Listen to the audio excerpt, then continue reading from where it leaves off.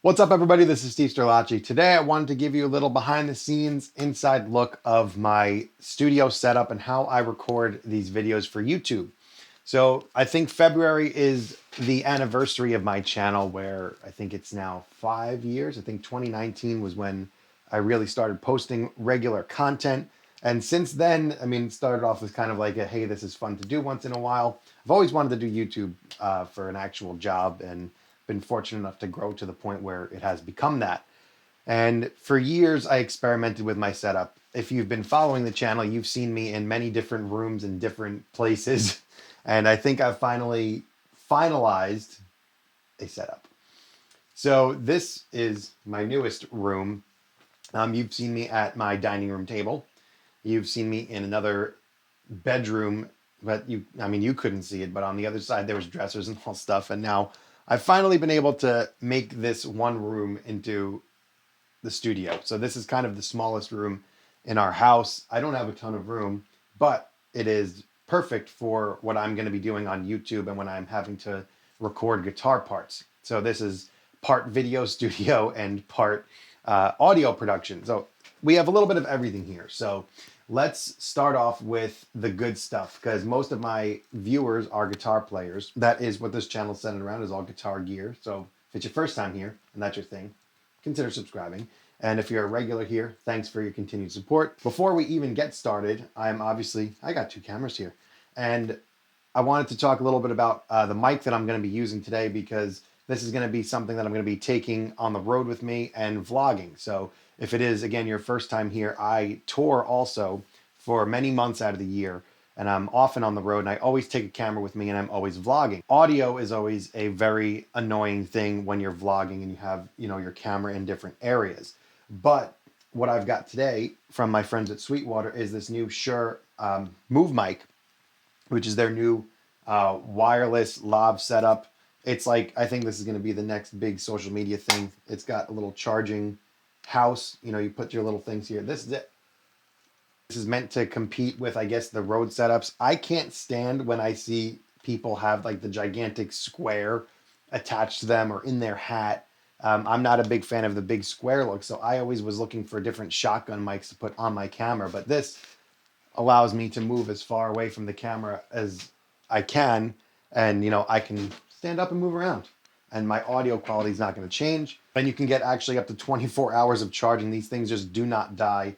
You plug your phone charger into this, and it's actually, I got the two set up, so there's two, and they just literally sit in here, and that's how you could charge these up.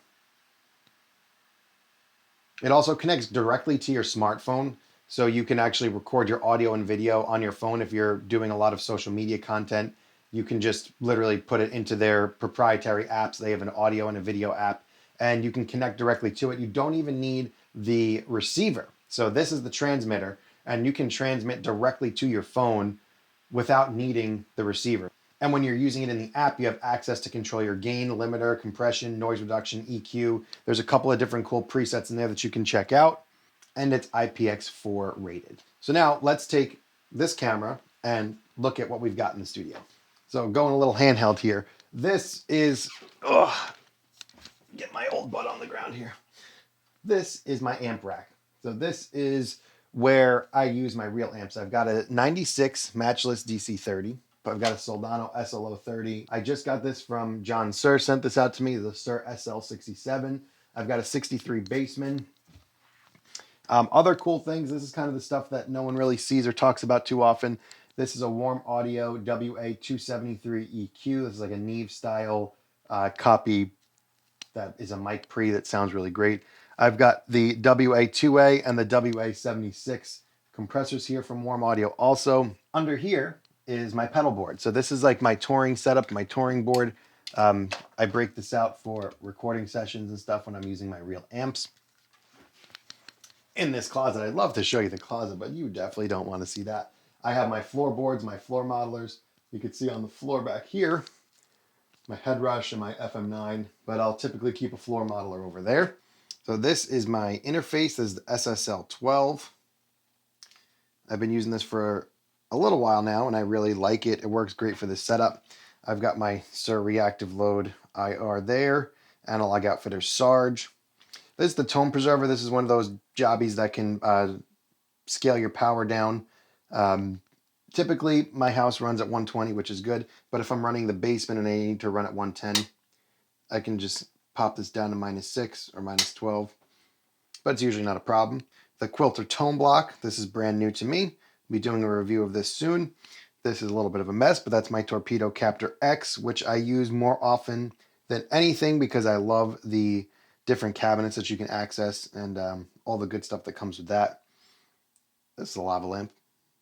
And over here, this is the main studio computer, the main production computer.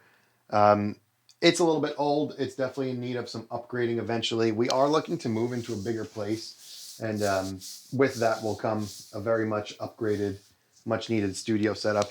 We've got Yamaha HS8s, and I've got little cheapo Donners up there to be a little bit extra reference.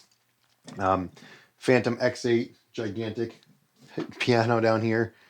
For our MIDI setups, we've got the Motu, and we've got this Avalon. Over here, we have my vintage amps. That's my GA40 Gibson Les Paul amp. And that is the Uncle Larry Gretsch 6161 with a modified 12-inch baffle. I've also got my pedal deck here. This is actually a piano stool, a piano bench. And I keep my pedals on here that I'm doing a demo. I just filmed the Line 6 HX1 demo. So that is why that's up here. Then on this side, kind of behind the camera, this is where more of the magic happens. This is my laptop. It's an Asus. It's a gaming laptop that I use for all of my video editing and all that stuff. I use Premiere Pro. That's my dog, Audrey, my best friend in the whole world. And this is kind of just the family computer that's just sitting there. So let's talk about cameras, because obviously there's got to be a way for me to make these, right? So I've been experimenting with different cameras. I've settled on Canon as my preferred shot. This is a Canon R6 Mark I. This one is a Canon R8. I like the R8 because it's small, compact, it's easy to travel with, and that's probably going to be my main travel camera.